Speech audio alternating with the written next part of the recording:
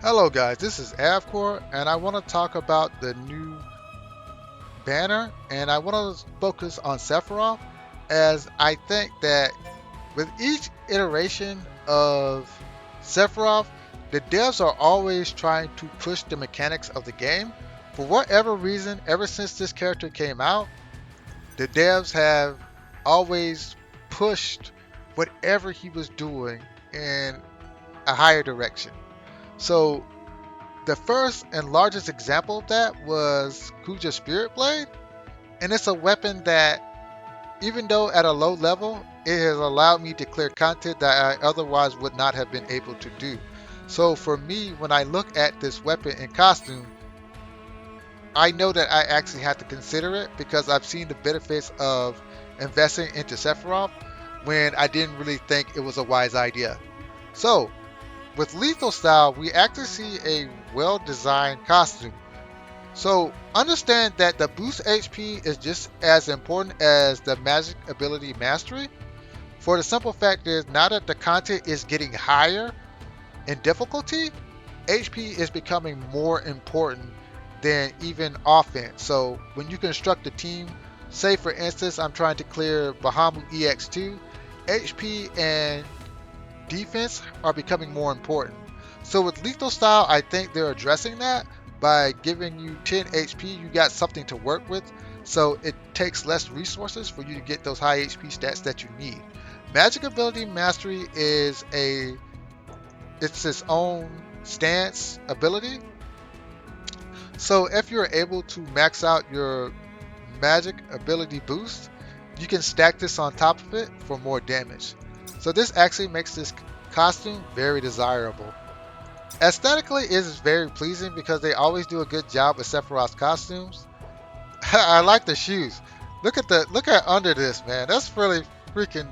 That's weird. He's got he's got all this like fantasy stuff, and then he's got like regular shoes and pants. I thought that was funny. Anyway, let's move forward. So Protector's Blade is where the innovation comes in fully. So at just a one-off, you're doing 500 damage to all enemies with a crit rate. With this, realize that this is the first weapon that has high AoE potential because most AoE weapons top out at 500 damage. He starts out at 500 damage. That's why I cry when I see Barrett's Flame Projector, because Flame Projector actually does like 500 damage at 90 with max investment. So this is really scary. Anyways, continuing on that, if you only have one enemy, that damage is actually multiplied by 1.3. So I did the math already, and at a one-off, you're doing 650 damage, which is pretty good because back in the day, the cap for damage was 700 points, and he's 50 points away for that. That's really good. So you get boost magic attack all allies. I've discussed this before, but this is really good. But unlike Zack, he comes with boost magic ability potency, excuse me, which makes him a little bit more versatile as a damage dealer because he's dealing non-elemental magic damage. So why is this important? Well, first of all, there are three types of content I think you need to think about when you look at this weapon. First is the dungeons. Dungeon ranking becomes a lot easier if you have this weapon because a lot of times you're actually dealing with mobs, and this weapon allows you to just literally wipe them out. So, like, say for instance, we had Abandoned Factory. There were a lot of times where you would actually want to kill all the enemies, like with Rude. Rude actually makes himself the target, and you couldn't attack the pumpkins. Well, this weapon gets past that. That's absolutely incredible. So the innovation on this weapon basically says, first stage, you wipe out the enemies. Second stage, you focus on the single target boss, which is pretty good. This is functionality. This is a really amazing weapon. So let's keep going because yeah, this is where it's at, man. And with boost magic ability potency, you're actually at level 2, and you only have 7 levels of this, so this is a really good start.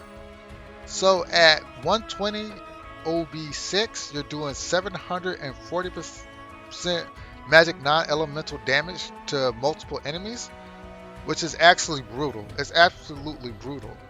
So when you get here, you're actually getting 40 points, so you're actually at level 5, which is absolutely insane. The combination here is absolutely incredible, and you're doing 27 points. That gets you at level 4, so that's absolutely incredible. The combination of stats and abilities is absolutely incredible. So I did the math here, and if you have a single enemy, you're actually doing 962% magic non-elemental damage. Absolutely brutal.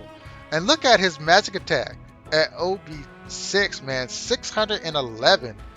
He's catching up with Edge Wings, man. I mean, this is just absolutely brutal. So let's just keep going, man. So once you get, if you are lucky to hit OB10, you're actually doing 900 points of magic non-elemental damage to all enemies. Understand that I have a OB10 Heavy Hauser. It only does 940 points of physical non-elemental damage to a single target. This weapon is 40 points away from that, which is absolutely insane. So boost magic attack all allies hits 46. 46 actually hits you into the level 6 bin, and it only takes like 2 weapons from Zack, like an OB1 sword from Zack, to actually get you to 55, which is pretty awesome.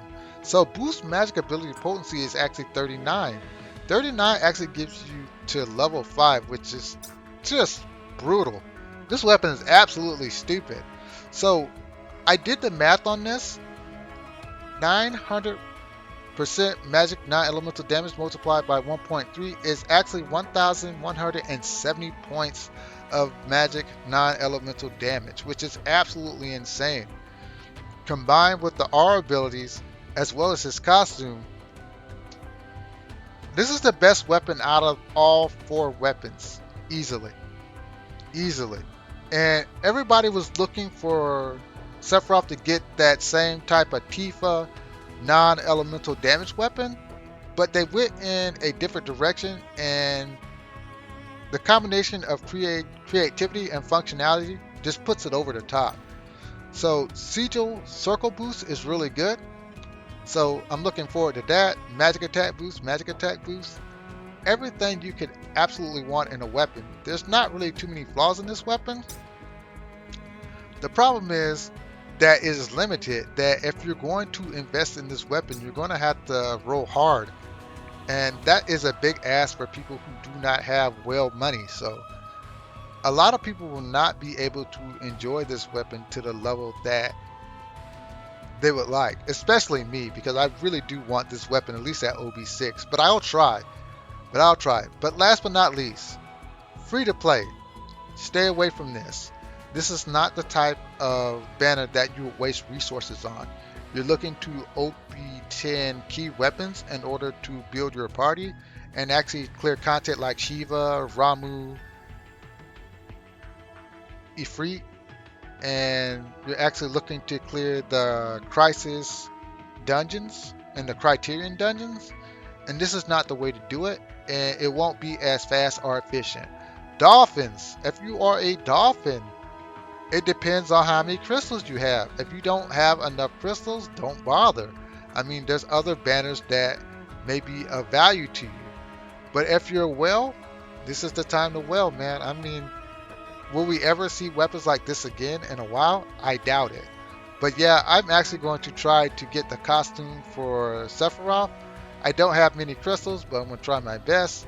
But I wish the best of luck to you all. I see a lot of people summoning and they've had great luck. Some people haven't had great luck. But anyways, like, share, subscribe this. But more importantly, let me know what you think about Sephiroth. Just let me know that Sephiroth is not a broken character, because more and more Sephiroth is becoming a broken character to me, and that's my personal opinion.